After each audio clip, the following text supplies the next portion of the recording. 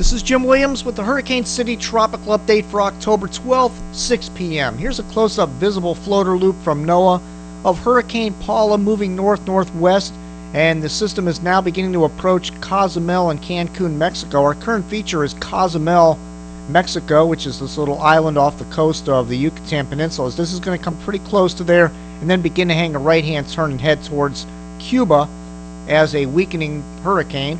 But the system should come very close to Cozumel and Cancun later tonight and early tomorrow morning. Again, you click on Cozumel on the front page of Hurricane City, and it'll give you all the radars, radio stations, live webcams, everything you need to keep track of the system as it approaches. Here's the HurTrack program showing the animation based on the official forecast from the National Hurricane Center. And again, tonight and tomorrow morning comes very near to Cozumel, Cancun, hangs a right-hand turn, and then on Thursday afternoon, it approaches Havana, Cuba as a Category 1 hurricane as it weakens down to tropical storm strength heading inland in Cuba. So Havana may end up getting the worst of this, and then it'll pass well south of the Florida Keys. Now the hurricane hunters have been out there today, and let's zoom in on what they found. Here's the first vortex message, which is what they do is drop a drop zone into the hurricane and measure all the winds and the pressures and everything in the eye of the hurricane. And this first vortex message, they found 982 millibars. And the difference, the interesting thing in this drop zone is that they found a 10-degree temperature differential between the inner and the outer eye wall, which indicates a rapidly strengthening hurricane. And they had an 8 nautical mile wide eye, a closed eye wall, and winds gusting up to 110 miles an hour at flight level. Then the next vortex message, they found the surface winds at 92 knots and the 9-degree difference between inner and outer eye wall. Then the final vortex message, just a few hours ago, they reported the surface winds 70 knots, maximum flight level winds still around 110 miles an hour.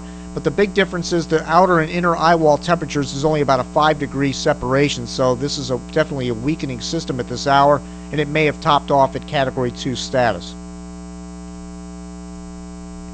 Alright, here's the radar from Cozumel, and let's unzoom this, and you can see that the eye is on the radar screen now. Right down here you can see the center of circulation, and again this is going to come very close to Cozumel and then hang a right-hand turn. With the jet stream is going to push this off to the east very quickly, and the worst wind should remain out over the water here instead of on land. So I noticed, I was looking at some live webcams from the drop-down menus on the Cozumel page, and they were showing people moving around, taking things indoors, strapping everything down. So they're getting ready for some high winds, but I think the worst conditions may stay offshore of Cozumel and Cancun. Here is the closest point of approach to Cozumel and Cancun, and this will happen tomorrow morning at 8 o'clock. It'll be about 40 to 50 nautical miles east of Cancun and Cozumel, and the core of the hurricane force winds will remain offshore as this begins to make the right-hand turn towards Cuba. And here is the closest point of approach to the United States, and this will happen on the 15th at 5 a.m. That's Thursday morning at 5 o'clock. It'll be 124 nautical miles south of Key West, Florida, as it's heading off to the east-northeast. It could be a little bit north of this or south. We'll have to wait and see on that. But nevertheless, the wind shear is going to be very high up here, so this is not going to be a strong system. All right, here are the models on this system.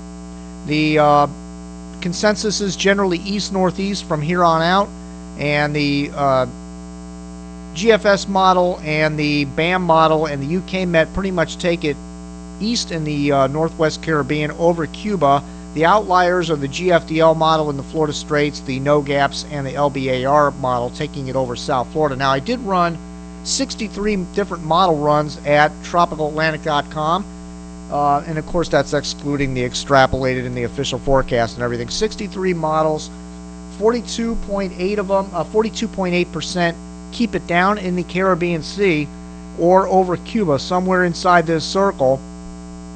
But the highest percentage today is 53.9% that take it either into the Florida Straits or over South Florida, somewhere in this region right here, and only 3% of the models take it up in this region up in here. So that's quite a difference from yesterday's update, where about 90% of the models decided that they felt that it was going to stay down here in the Northwest Caribbean Sea for 5 days. So that has been a significant change, and that's why I always tell people I give these percentages in these tropical update videos for basically for entertainment purposes, but every day it's going to change significantly. But right now, the majority of the models take it either into the Florida Straits or South Florida. And again, people in South Florida do not need to be worried about this. This is not going to be a hurricane if it gets up that way. Now here is, believe it or not, this is the best performing model right now, and that's the North American Mesoscale model interpolated. Now this is not the best of all the models. Believe me, the North American Mesoscale is not a very good model overall, but it's been the best so far on Paula, off by about 74 miles going out 72 hours. This takes it into the Yucatan Peninsula, but this is highly unlikely. This is not going to happen. The most likely track, again, is going to be something like this. But the NAM up to this point has been the most accurate, meaning between here and here. So this has been the best performer so far. Now, if we talk about intensity, let's take a look. Intensity models, the best performer has been the ship model. And 5 days out, this has it at 26 knots, a weakening tropical depression over central Cuba. And this has been off by about, what was it? It's been off by about 40 miles or so, 50 miles going out about 3 days. I thought I had that written down. I guess I didn't, but I think it's about 50 miles off at 3 days. And this has been the best performer, the ship model, and this takes it down to tropical depression status in 5 days. Let's take a quick look at a water vapor loop and kind of figure out what's happening here, what the future holds for Hurricane Paula. And here's what's happening. We have a cold front that's going to develop. Here's the low right here over Oklahoma and Missouri up in here and up in the Midwest. And this is going to swing down like this, and it's going to get wrapped in a strong system off the East Coast, and the flow is going to become like this. So Paula is going to have no choice but to cut off to the northeast, and the wind shear is going to increase tremendously up in here, probably 40-50 knots. So anything that gets up near Florida is going to get absolutely shredded. The further south it stays, the stronger it'll stay. The further north it goes, it'll get obliterated. So that's the story. It should remain a weak system as it gets into the Florida Straits or near Cuba, and it gets up near Florida. It'll just be a little bit of windy weather. There won't be a whole lot to worry about with this if you live in the state of Florida. Well, that's it for now. Tomorrow I'll be back with an update in the morning, maybe in the morning if there's some significant changes. If not, it'll be around the same time tomorrow, maybe a little bit earlier than today, with more information on Hurricane Paula. And we'll talk a little bit about the chances of something else developing down here in the Southwest Caribbean going into the weekend. That is a possibility as well. But right now, all eyes are on Paula. You can track it at hurricanecity.com, all the models, the close-ups. Check out the Cozumel page, all the detailed information on the Cozumel page. That's it for now. Thank you again for visiting Hurricane City.